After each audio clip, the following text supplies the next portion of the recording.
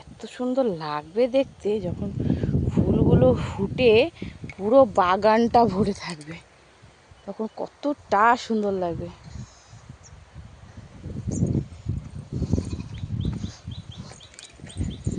প্রত্যেকটা বাড়িতে একটা দুটো করে পুকুর থাকবেই গ্রামে।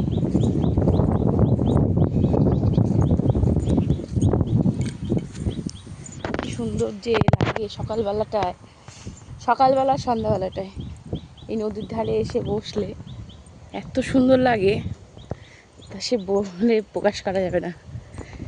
ফিল নিতে হবে। পেঁয়াজকালির উপরে গাছ হয়ে গেছে, দেখো বড় বড় সাদা সাদা হয়ে গিয়ে গাছ হয়ে গেছে।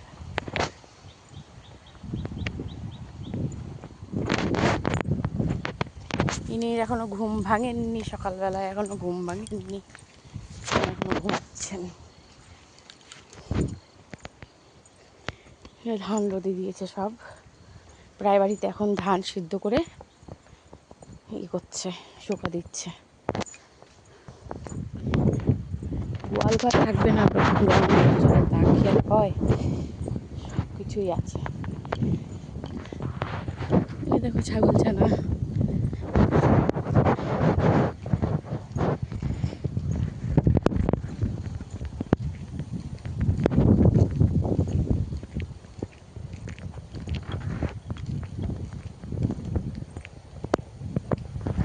আকন্দ ফুল আর আমাদের এখানে পাওয়া যায় না, গাছে সব ন্যাড়া করে নিয়ে চলে যায়।